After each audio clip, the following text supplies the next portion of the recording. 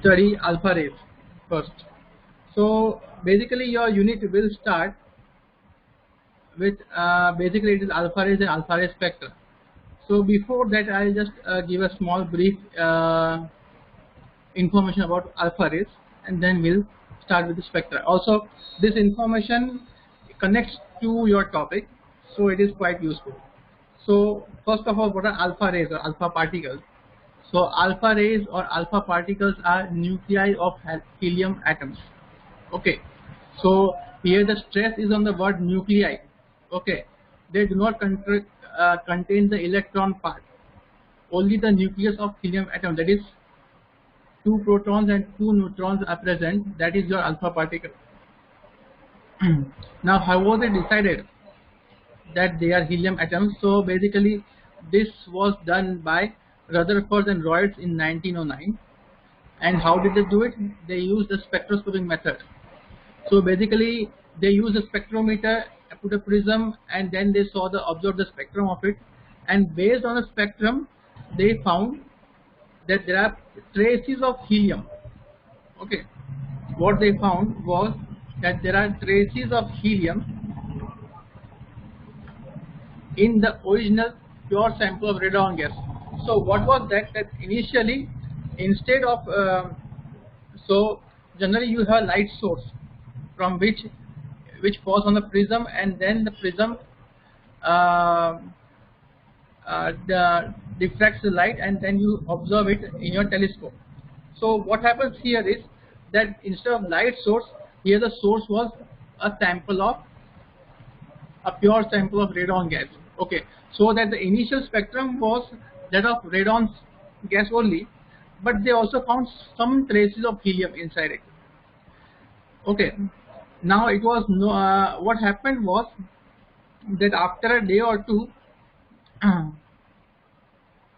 Rutherford found that radon lines became somewhat weaker and new lines started appearing. So after a day, the same experiment setup was continued for one day, and what they found was after a day, the lines of radon were becoming weaker, and instead lines of helium were becoming a bit more stronger. Okay, the new lines were identified with that of helium spectrum. So now if the lines of helium are present, then what does it mean? It means that in that chamber or in that source, now instead of radon there is more of helium. So that is a surprising fact. As the days pass, the radon spectrum become weaker and the helium lights grew brighter. Okay, so what they found is at the end means the radon lines were becoming weaker, and they began to disappear, and now only helium lines were being seen from the source. So what was this? This was showing the first decay of an element. People saw the decay of an element, radon, and a birth of a new element, helium. So this is how radioactivity was kicked off. Such a transformation in which a parent element gives rise to a new element is called a daughter product by emission of radioactive rays is called radioactive transformation or radioactivity. Okay, so basically I have just highlighted this point. So what they found is that from radon, okay, the helium nuclei was emitted out, and the result was polon. Okay, so this is another reaction. This should not be radon. Radon has RD, and also the outcome is not helium. Okay, polonium. Okay, so this kind of equation, parent element, alpha particle, and daughter product, is generally a result of your alpha reaction or alpha decay emission. Now alpha particles. Okay, these are all equations of alpha uranium giving alpha particle and the resultant thorium. Similar for radon, helium, radon, whatever, polonium, helium, and lead. Okay, so these are just the different cycles or different chains of radioactive materials. So from uranium you generally get the end result is thorium. So this is not a single equation. Please note that there are many intermediate steps which are skipped, and this is the final outcome that is being shown here. Okay, now what are alpha rays? So alpha rays can be stopped by a thin sheet of paper. So even if you have thin sheet of paper, you can stop alpha rays, so it will not affect you. Okay. So radioactive effects, which we generally talk about, nuclear reaction, exposure to nuclear rays. That kind of danger generally does not come from alpha rays, because even a thin sheet of paper can stop alpha rays. Okay. So in that case, our skin is much thicker, so it's not an issue with us. But they can cause intense ionization in air. So as they pass, they react with the materials or the elements in the air, and as a result, they keep on transferring their energy to the other elements, and they cause ionization. Okay. Now, most alpha particles are emitted with velocities between 1.5 into 10 to 7 meters per second and 2.2 into 10 to 7 meters per second. So this is generally the range of an alpha particle, which you have to remember, or which I would be glad if you remember, but the choice is up to you. But you should be aware that, okay, the range of alpha particle is generally 1.5 in 10 to 7 meters per second, or 2.2 in 10 to 7 meters per second. Or in general, you can just remember this much, that the velocities are of the order of 10 to 7 meters per second.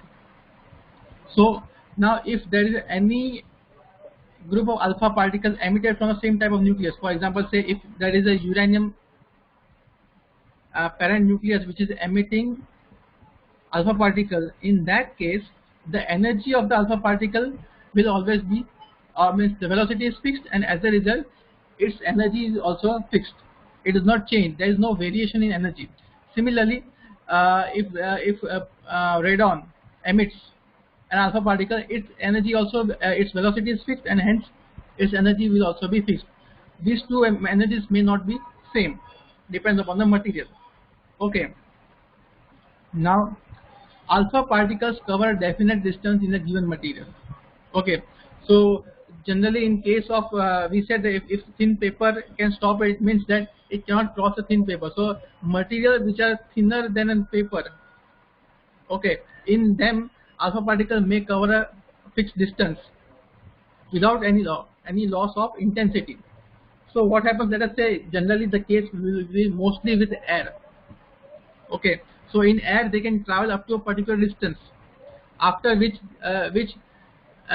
suddenly in a small distance they are completely absorbed. Okay, so they travel up to a particular distance, and after that they are absorbed. The definite distance they travel in a given material is called the range in that material. The distance that they travel is called the range of alpha particle. Okay, so this word range is very important. Okay, so that is why I highlighted this point. The definite distance they travel within a given material is called their range in that material. For example, alpha particles of radium have a range in air equal to 3.4 centimeter. So you can understand that, okay, alpha particles even in air, they can just cover a distance of 3.4 centimeter only. Of course, the condition is 0 degree centigrade and 76 centimeter of pressure. At 1 atmosphere pressure and 0 degree centigrade, the distance they will travel will generally be 3.4 centimeters. So if you can extrapolate, maybe we can say that up to our, say, let us say 30 degree centigrade, something like that, the distance might increase from 3.4 to say maybe 7. So maximum distance that an alpha particle generally covers is not much. So even if there is a radioactive source of alpha particles just at a distance of say 1 foot from you, it won't affect you much, because after covering 7 to 8 centimeters, it is generally being absorbed. Okay. So yeah. So with this, I'm just stopping the introduction of this section. So we'll go to the main. So regarding this, is there any queries or doubts with among all of you with this introduction? If you have, please just enter it into the chat box so that I can view it.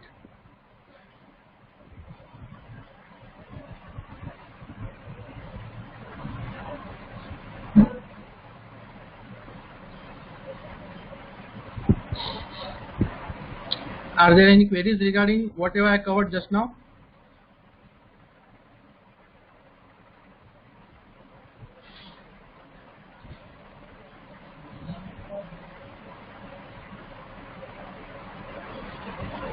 Use of alpha particle I will discuss.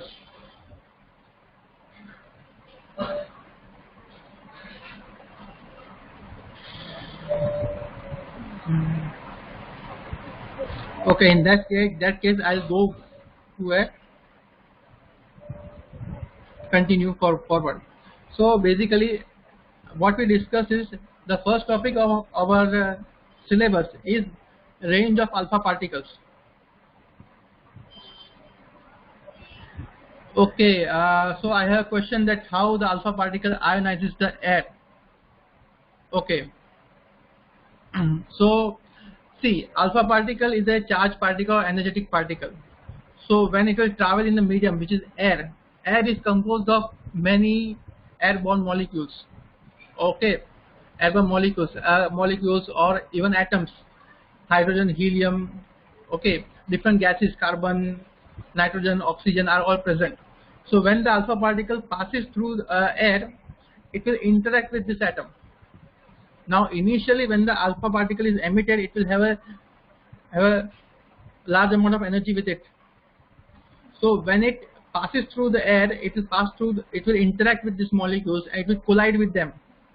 So once it collides with them, it will transfer some of its energy to them. Okay, so basically it will lose energy. This energy that the other particle gains, if it is a sufficiently high enough energy, then the particle can lose its electron. Okay, or the particle can break up, becoming a nucleus and an electron kind of thing. So it becomes ionized. So that is how its process goes on. So I hope I have satisfied your query. If there is any other doubt, please you may ask.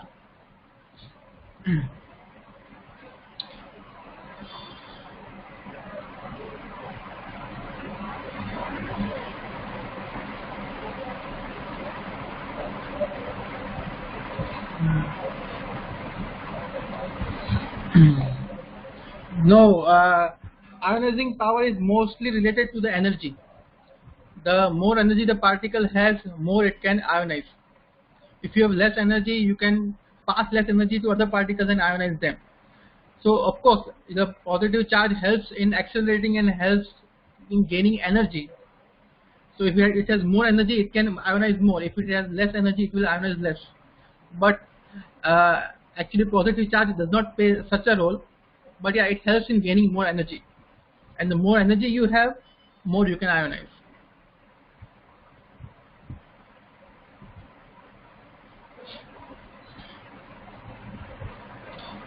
Okay, any other questions?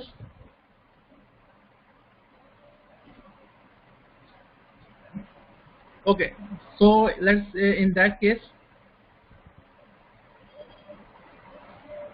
ionization.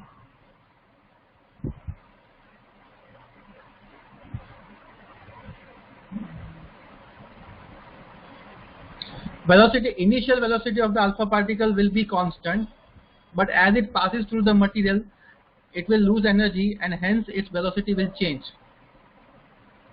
Okay, ionization will depend, because as I said, when the alpha ion is being emitted, it will move with a velocity, right? And velocity into mass will give you momentum. So half mv square, which is momentum into velocity, will give you your energy. So if you have a higher mass, the energy will be more. So mass does play an important role in it.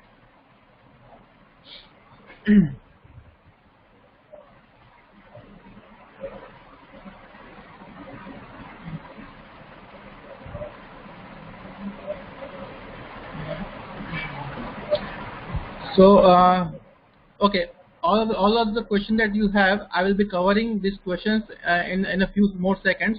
So part of it will be solved. Don't worry. Okay, so we are talking about range of alpha particles. So what was the range? Range was the definite distance that the alpha particle is covering in a medium or in a material. Okay, so since we have already discussed the concept of energy. Okay, so the alpha particles emitted by radioactive substances have kinetic energies between 5 and 10 MeV. So just now we studied that the range or the velocity of alpha particle is 1.5 into 10 to 7 meters per second to 2.2 into 10 to 7 meters per second. Okay. So basically these two ranges should cover into an energy corresponding energy to 5 and 10 MeV. Okay. Here it is written that they have the kinetic energies between 5 and 10 MeV corresponding to the velocities of the order of 10 to 7 that we have discussed in the previously we have discussed about this thing, that the order of velocities or order of 10 to 7 meters per second. Hence the kinetic energy will be of the order of 5 and 10 MeV. Okay. We have also seen that alpha particles exhibit a definite range when they travel through a medium. Okay. The relation between range and energy is called the Geiger rule, which we'll discuss and derive. Okay. It is not given here, but it was given previously when I think you were in your first or second time. We have derived this equation. So we'll just go through it quickly and you'll remember it, how it is happening. Okay. So here they have shown a graph. Here graph is of number of ion pairs produced per mm of path. So for 1 mm distance which the particle is moving, how many ion pairs it is creating, it is showing here. Okay. And here is on the x-axis the distance traveled by the alpha particle. If you see from this graph, the maximum range that an alpha particle can cover is generally 8 centimeters only. Practically, experimentally, it has been observed that the maximum range, at least from this graph we can conclude that the maximum range that an alpha particle can have should be around 8 centimeters. Okay. So okay, so we were talking about the range of the alpha particle. So here the range of the alpha particle is given to be 6.9 centimeter. This is for polonium. Okay. Range of alpha particles in air when it is emitted from polonium. Okay. And beyond this line, whatever is given is called straggling. Now straggling is due to long range alpha particle. But what is straggling? This question has been asked in your short questions in first, second semester. What is straggling? Straggling is the fluctuation in the range. Okay. We have already seen that the range of the particle is 6.9 centimeter. But beyond this, some particles may have more energy, and it will cover a more range. Okay. So this change in the range, this disturbance in range is called straggling. And this straggling will only come when the range of the particle is alpha particle is long range. So this is generally happens due to long range alpha particle. So obviously a question will come to your mind, what is a long range particle? So we will discuss that also. So notice that towards the end of the range, ionization increases. This is because the alpha particles move more slowly. So here, as you see, initially the particle is passing. So there is an ionization. As the distance is being covered, there is more and more ionization. There is a peak coming here. And this is near the end of the range. So what it is saying is towards the end of range. It is not saying that towards the end, not towards the maximum, towards the end of the range. Means whenever it comes near the end of its range, the number of ion pairs formation is increasing. This is because the alpha particles move slowly. See, as they are moving, they are giving their energy and ionizing the other particles. So they are losing their energy, but they are still continuously moving forward and they are interacting. But as they are losing their energy, their speed becomes slow. So the alpha particles start moving slowly. As they are now moving slowly, they have more chance to interact with other particles. See, you can consider an example in which you are initially moving on a bike, okay, and passing through a street. Okay, so when the street is less crowded, obviously your bike can move easily. Okay, but if the street is packed, okay, so instead of, okay, so obviously now when the bike is passing, okay, obviously you will not see who is around you, but as you slow down, you have enough time to observe who all are around you. obviously, if you slow down quite a bit, then you can interact with the people also, or ask for something, or you can say move down, हट जा, ये सब तुम बोल सकते हो. Okay, so what is happening is that initially alpha particles have enough energy, so they are moving fast and their ionization also is fast, but the number of particles being ionized are very small in number. But as it loses energy, its speed becomes slow, its speed decreases, and as a result it now has chance to increase the interaction more, and as a result the more distance it covers, more ion formation takes place. Okay, and so they have more time to interact with the surrounding atoms and molecules, and thereby increasing the number of ion pairs produced. The straggling is due to the long range alpha particle. Okay. So I have some questions. Let us see what are they about.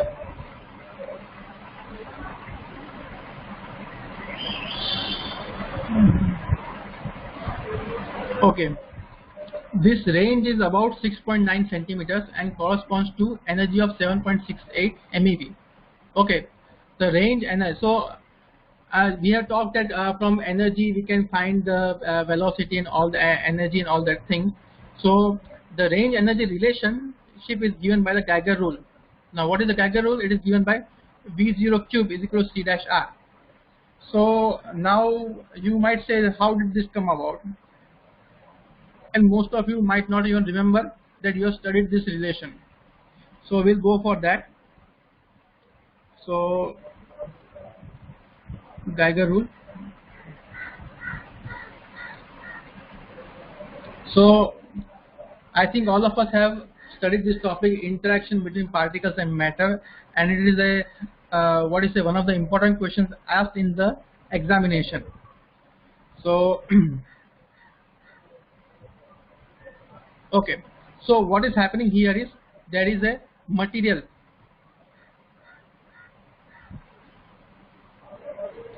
There is a material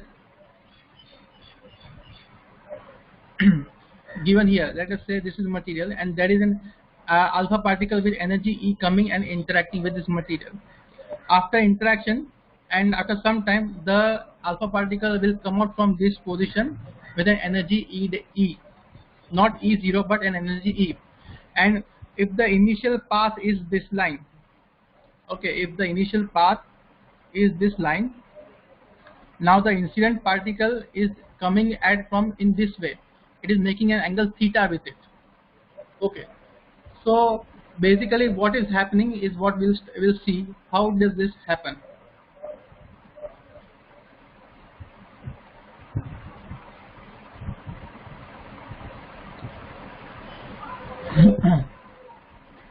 So now when a particle undergoes many interactions, it progressively loses energy. Okay, if you are passing through a crowd, and if you are clashing with many people, your initial energy or enthusiasm comes down. As more and more energy, you feel tired also. Okay, a monoenergetic beam of particles will show an energy spread as shown in figure. So this is the energy spread. Okay, number of particles and energy spread. So what does this figure show? It is showing that now here this is only one particle. This is showing there is only one particle, but actually what happens is there are many other particles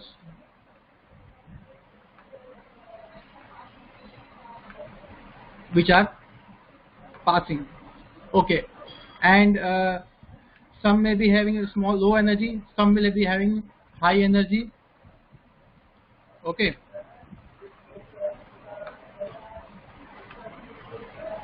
so based on the length of the arrow, you can say that it has more energy and less energy. Okay, so if you compare the number of particles, so these are 4 particles, they have 4 different energies. Okay, so here the number of particles, so 4 particles. Okay, and each of them having particular energy. Okay, so what is this graph showing? This is showing that if a particle has energy this much, okay, then the number of particles possessing this energy is, say, that is if there are some particles with energy E dash, how many particles with energy E dash? 5. Particles with energy E double dash? 7. Particles with energy E triple dash? 9. Something like that. Particles with energy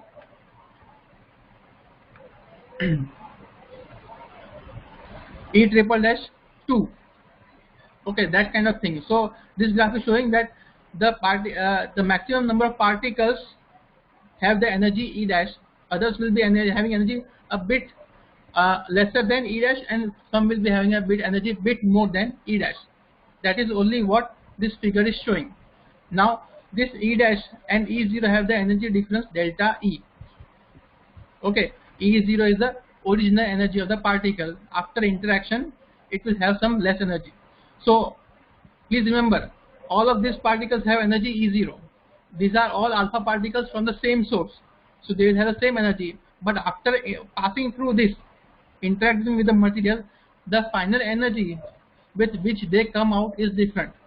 So this graph is for the outcome. This is the initial energy, this is the outcome. Okay. Now also, some particles will move a larger distance, some will cover a smaller distance. Okay, based on the energy or based on the number of particles they have interacted. So based on that, if you draw a graph, okay, so number of particles and their range. So what does this graph show?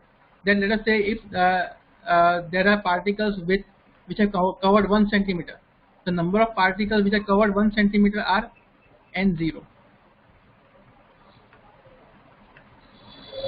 Okay, the number of particles who are covered 2 centimeter are also same, n0. 3, again n0. 4, again n0. 5 centimeter, now the number is decreasing. Number of particles who have covered the distance of 5 centimeter are less than n0. Number of particles who are going up to the distance r0 are exactly half of n0. So n0, what is n0? N0 is the initial number of particles. The distance for which the number of particles is half is called the mean range. Okay, of course there are some particles which are gone beyond r0 also, but the number is less, very less. Okay, so this is the graph of that providing that kind of information. Clearly all particles are transmitted up to a certain thickness. At the thickness r0, half the particles get stopped. R0 is called the mean range. Okay, if at a sufficiently large thickness, all the particles will get stopped. If the material is very thick, then after some distance all the particles will stop, means no particle will come out. No particle will come out from this side. It will be this kind of case.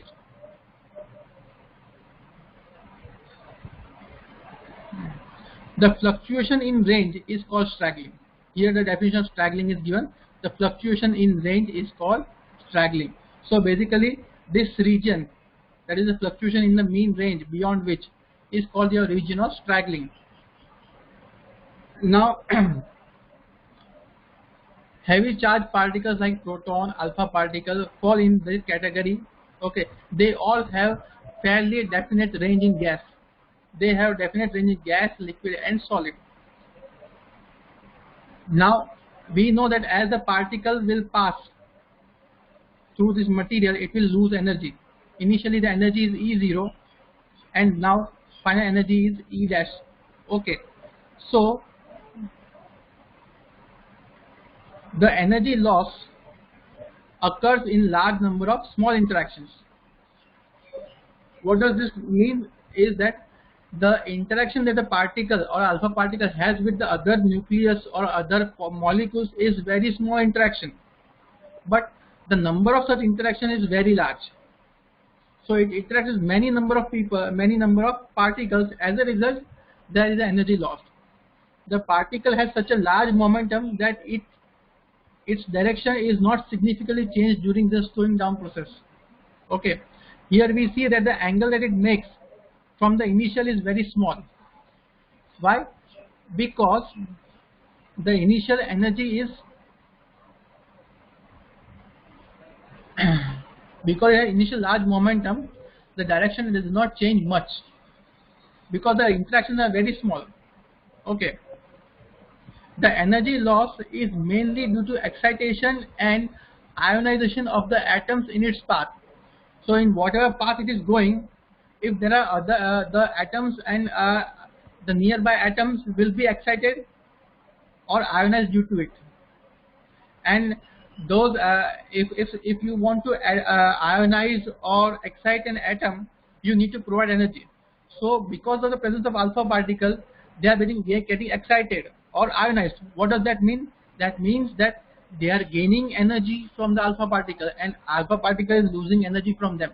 Only then they can get excited or ionized. These heavily charged alpha particles lose more energy per unit length of the path near the end of the range. Okay, near the end of the range, they will lose more energy since they are moving more slowly and have more time to interact with atom which they pass by. This okay.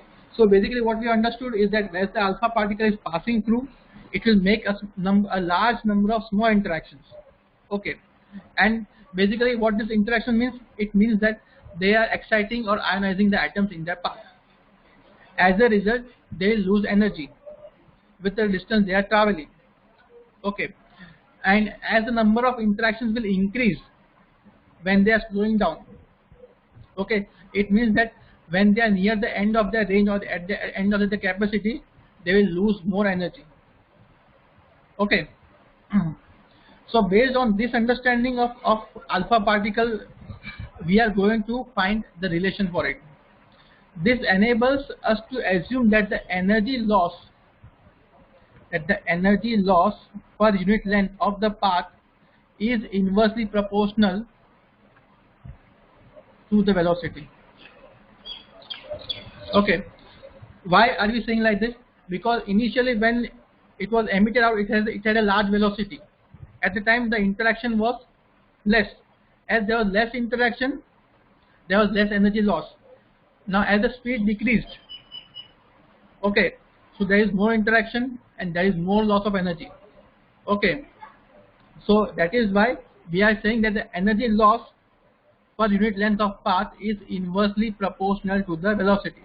So we are expressing it in this form: minus dk by dx is equal to c by v. Here k is your kinetic energy, okay, or the energy,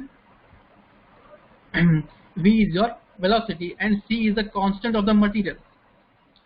So the material in which it will pass or the material which will absorb it, c is a constant for it. Okay.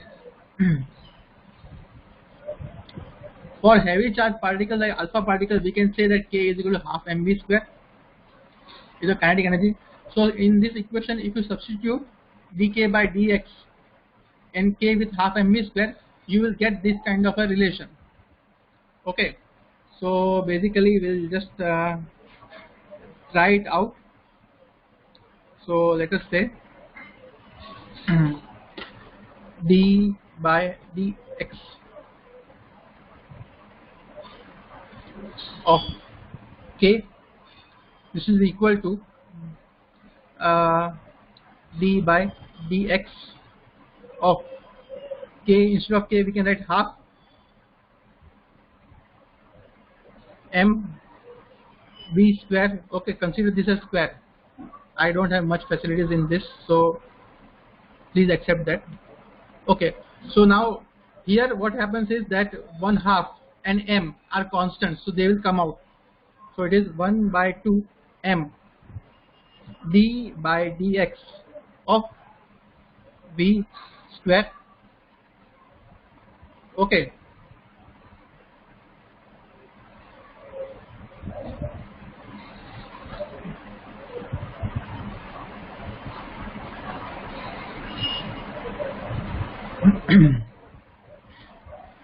Okay, so now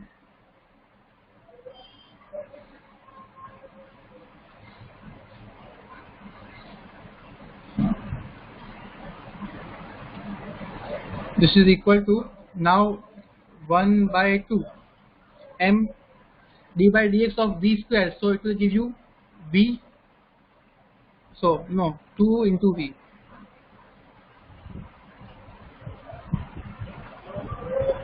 dv by dx. Okay, so now 2 and 2 will cancel, so you have mv dv by dx. So it is mv dv by dx. Okay, note that there is a minus sign present here. Why? Because the minus sign shows your energy loss. Okay.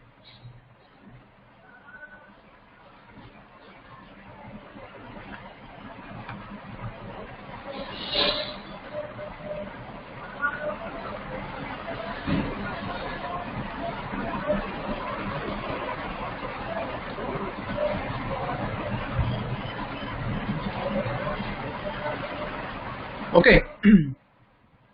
So now since we have minus mv dv by dx, we get c by v. Now v can be brought this side, so it is minus half mv square dv by dx c. Okay. So what we can write is integral from v0 to v. Why v0 to v? Because initially the velocity was v0, and finally when the particle stops, the velocity is 0. So it is half mv square dv, and x will go on this side. So integral range is from 0. Initially the range is 0 and final range is r, c dx. Okay. So when you integrate this, you will get mv0 cube by 3 into cr. So multiplying c with 3 and dividing by m, we get v0 cube is equal to c dash r, which is your Geiger rule. Okay.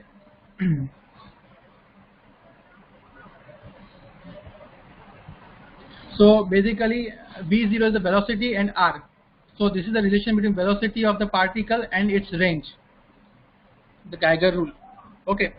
So now regarding this, do you have any queries?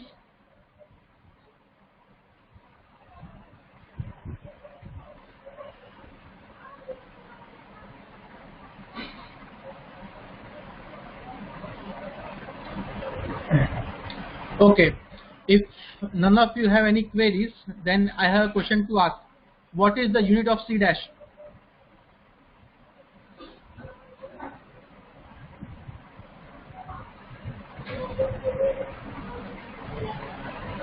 In the rule, Geiger rule, we have v0 cube is equal to c dash r. So what are dimensions or units of c dash? Knowing that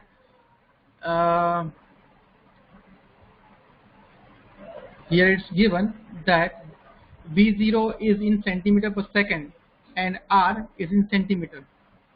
If you have the information that r is in centimeter and v0 is in centimeter per second, what is the dimensions of c dash?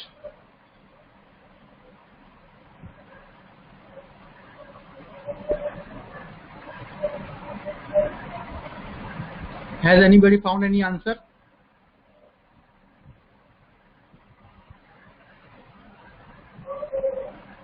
No. Second inverse cannot be the answer.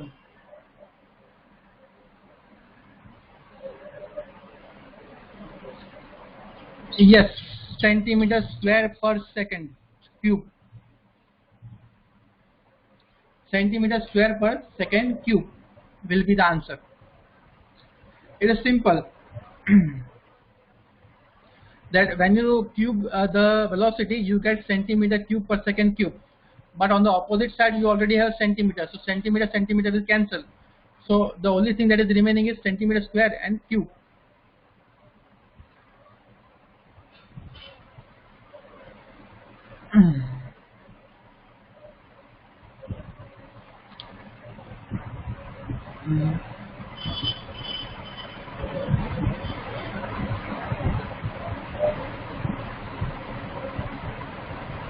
Okay, so besides the Geiger rule, which is the relation between range and velocity, when velocity, if you multiply, make it half mv square, you get the energy. So basically it is the relation between range and energy. There is one more relation which is important. It is the range of the alpha particle and the decay constant lambda. of an alpha emitter. So this relation is log R is equal to A log lambda plus B. Okay, and this is an empirical relation. So log R plus A log lambda plus B, where lambda is A is just a constant, and which has the same value for all the 3 radioactive series. Okay, B is a constant with different values for each series. Okay, and this rule is called the Geiger-Nuttall law. Okay, so basically it is called Geiger-Nuttall law. Okay.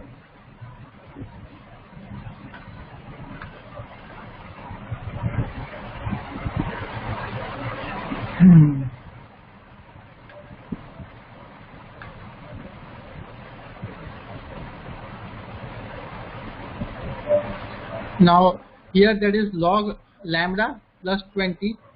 Okay, so basically it is some constant log lambda plus B, and here there is log R. So based on this there are some uranium series is given, thorium series is given, actinium series is given. Okay, so these radioactive series are explained here. Now why is Geiger-Nuttall law so important? So Geiger-Nuttall law acquired prominence because it enabled physicists to estimate half-life of alpha emitters, which could not be easily determined by experimental methods. Okay, in some cases it is not feasible to find the half-life of materials so easily experimentally. So in that case, to avoid such a situation, or means to overcome such a problem, we can use the Geiger-Nuttall law, and you can predict the half-life of a material or an alpha particle emitter. Okay, so that is why it is important. So in a way, if you have proposed any theory for alpha decay, this theory must be able to obtain this relation. That is one of the tests of the theory. If the theory can obtain the Geiger-Nuttall law, then it has some candidature to stand as a theory for alpha decay. Okay, now does anybody have any questions regarding this?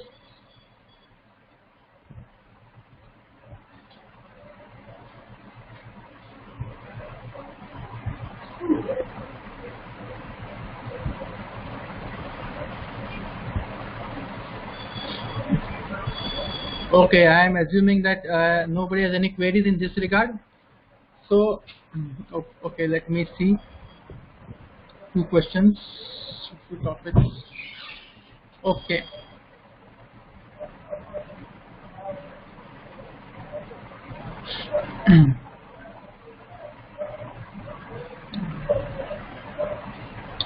Now in that case, we'll go to the alpha spectrum and the fine structure.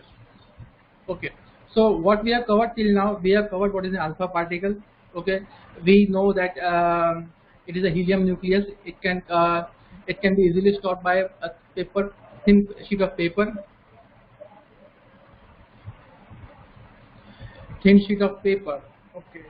So okay, I have a question. What is special thing about that? That some new theory have to prove it.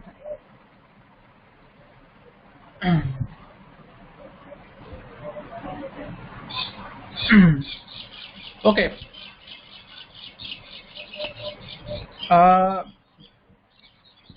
See, what happens is every time some new experimental discovery takes place, the current theories which are popular, they all have to try and be able to prove that experimental result. Okay, so if you have a theory of alpha decay of your own, okay, then your theory should be able to explain this experimental result. There is nothing special about this theory. Means just like every other theory, it has to be proven experimentally, and if there is an experimental result available, your theory should be able to prove it. If it can't prove it, then your theory is not, or it has some holes. you need to improve your theory. Okay, this is the law for every physical theory that is present.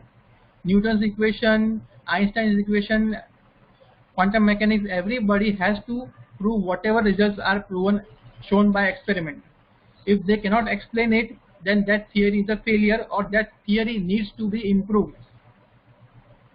Okay, so if you have a particular theory for alpha particle, then this theory should be able to derive Geiger-Nuttall law. Okay, that is what I was trying to say. Again, Geiger-Nuttall law and Geiger rule and Geiger-Nuttall law, both are different equations. One equation is used for deriving the energy of a particle based on the range of the particle. So we know that alpha particle can cover 3.4 centimeters. Okay, so based on that you can find what is the energy of the alpha particle. Whereas Geiger-Nuttall law says that if you know the range of the alpha particle, then you can predict the half-life of the alpha emitter. There are two different equations. They are used for two different purposes.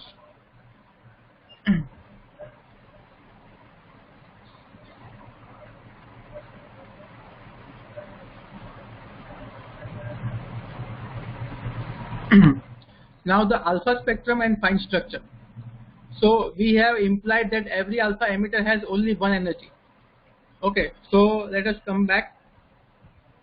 So what we have said till now is that if you have an alpha uranium nucleus and if you emit an alpha particle, this alpha particle will have a definite energy and this will not change. That is what we have said. We also discussed in the derivation of Geiger rule that the initial energy is fixed. Once it interacts with the material, the energy will change, but before that the energy remains constant. There is no change in the energy of the initial emitted alpha nucleus or alpha particle. So what happens is this is experimentally true for many alpha emitters, where finds that the velocity spectrum of the alpha particle from these isotope is always a sharp line. Okay, so in the previous case when we were discussing Geiger rule, we said that okay, instead of this curve, for most of the situation the energy is a sharp line. Okay, this is a sharp line we see here. Okay, but in some cases there may be a 2-3 lines. Now how does this come about? So let us say instead if the uranium is there and it is emitting an alpha particle, okay, then this alpha particle will have a fixed value and fixed range. Okay, so based on that fixed range, we know that it will have a definite energy and there will be no change in that energy. But what if your uranium is excited? If your uranium is excited, then it means it has more energy. In that case, when it emits an alpha particle, the alpha particle will also have more energy than the previous normal case. That is why it will have a different state. Okay, so using this concept, what we are saying is that the velocity spectrum of alpha particle is generally a sharp line spectrum. This is expected because the emission of an alpha particle is a result of energy transition between two definite nuclear energy states, from the initial parent state, that is uranium, to the ground state, thorium. Okay, when you are jumping, the energy state difference is fixed. So the energy is fixed. In that case, the energy of the alpha particle will also be fixed. But there are some alpha emitters which exhibit fine structure in the line spectrum. So what happens is, here the example is given of polonium. Polonium decays to lead, Pb is lead, by emitting 4 group of alpha particles having ranges in air like 6.91, 7.79 centimeter, 9.04 and 11.51 centimeter. Now since we know the range, the corresponding energies are 7.68 MeV, 8.28 MeV, 9.07 MeV and 10.51 MeV. So what it is, another example is of decay of thorium. So this figure is shown is for thorium. So what happens is, that is thorium, and thorium decays using 5.1 MeV, giving the state of 299 keV. Then another thorium decays with energy 253 kV, another with 217. Okay, and from all of this, and another with 84.5, and the last with zero energy. Okay, so if the particle is excited to this state, then it will, these curved lines are gamma rays. It will emit a gamma ray and come to this state. If it is from here, it will again emit a gamma state and come to here. And finally, if it is here, it will again emit a gamma state and come here. Now this is radon. Okay, so basically what is happening is thorium decays to radon. Okay, but there are 1, 2, 3, 4, 5 different energy ranges available in which it will emit an alpha particle. Okay, so why is this happening? There are 5 groups of alpha particles with different energies. Okay, so what is happening is thorium gives an energy transition to the output of radium. Okay, but this, what happens is radium these states of radium, these are 2 different energy levels. This energy level is for thorium, and all of these are energy levels of radium. Okay, so let me just mark it. So this range, these are all radium energy levels, and this is thorium. Okay, so this change is fixed. So there is one particular kind of alpha energy. This is another kind of alpha energy. This is alpha. This is alpha. But the end product is again radium only. What happens is after this alpha is emitted, again there is a emission of gamma rays, and again there is a transition in the energy level from 229 keV to 84.5 keV, and from again 84.5 keV again there is a gamma ray, and you get a ground state of radium, which is normally expected with 5.42 MeV. So what are the different energy levels to which it is decaying? So these different energy levels are the energy levels of radon. But what energy levels? These must be the excited energy levels of radon. Okay, so what happens is thorium is emitting an alpha particle with lesser energy. In that case, the what you get a radium particle, radium atom, radium nucleus with an excited state. This is a lesser excited state. This is another excited state. Okay, this is also an excited state. And finally, when it can no longer be in an excited state, it will emit a gamma photon and come down to its ground state. Okay. Out of these 4 groups of alpha particles, leave the means of the 5 alpha particles that are leaving thorium and creating radon. 4 groups, when they leave the radium with an excited state. The 5th group of 5.42 MeV alpha rays directly takes to the ground state. Note that the excited states of nuclei reach the ground state by emitting gamma rays, shown by vertical wavy lines. So basically, if you are observing in a spectrometer, then you will find 5 different energies available, okay, for single alpha emission. So this alpha indicates different energy levels of the daughter nuclei. Thus, the fine structure of the alpha spectrum tells us the information about the energy levels in the daughter nuclei. So basically, if an alpha spectrum has a fine structure, then from that fine structure you can obtain the information regarding the energy levels of the daughter nuclei. Or in a way, if you, what I want to say is, we can find the energy levels of the radon nucleus. Since thorium is emitting to radon, so the excited energy levels of radon are available to us. We emphasize that the existence of these different alpha energy groups and gamma rays proves the existence of discrete nuclear energy states. Okay, so just like atoms have energy levels, in the same way nucleus also have energy levels, and these are discrete in nature. Sorry. So one of the important problems of nuclear physics is to determine the energy levels of nucleus and the transition that takes place in the process of de-excitation of this level. These results are compared with theoretical predictions and often form critical tests for a theory. So this kind of study is called nuclear spectroscopy. Okay, so you can remember this. It is called nuclear spectroscopy.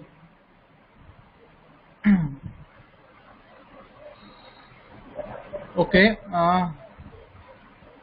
we have some questions. Just 5 minutes more and we can leave. Okay. Do you have any queries regarding this topic?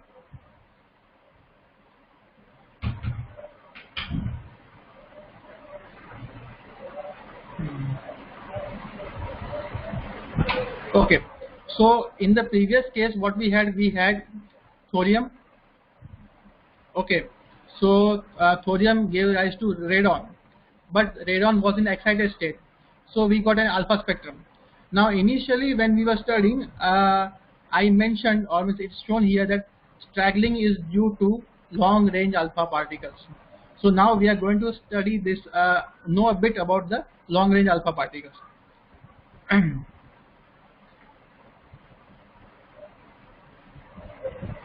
If the parent emitter emits alpha particle when it is in excited state, then we get long range alpha particles.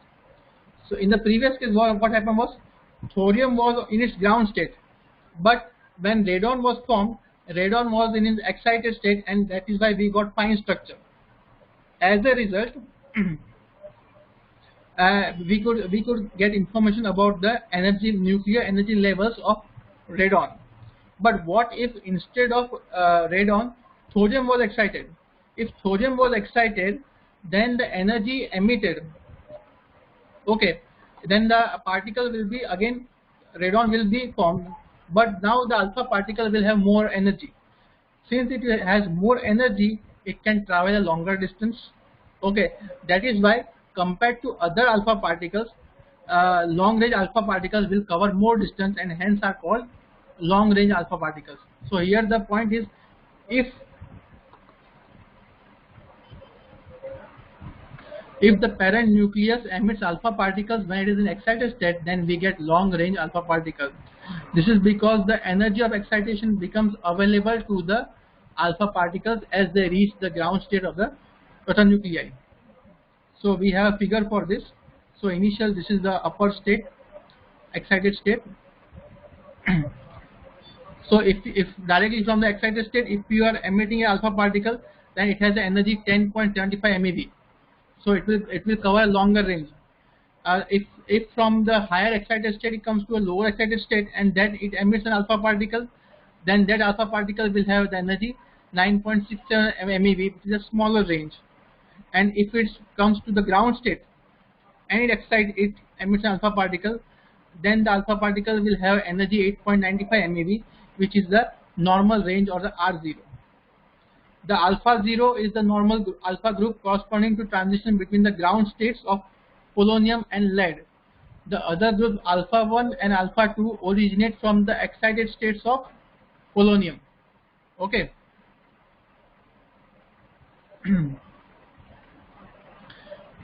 Does nuclear spectroscopy studies of long range alpha particle provide information about the nuclear energy levels of the parent? So basically, from fine structure we'll get the information about the energy levels of the daughter, and from long range alpha particles we get the nuclear energy level information of the parent. Okay, so are there any queries regarding these two topics?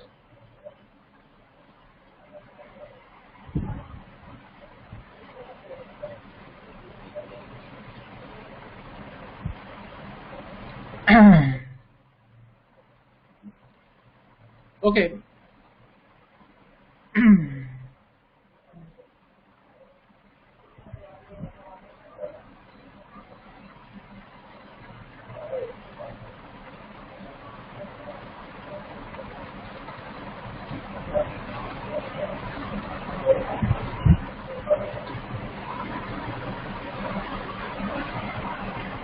Okay, in that case, everybody of you can leave.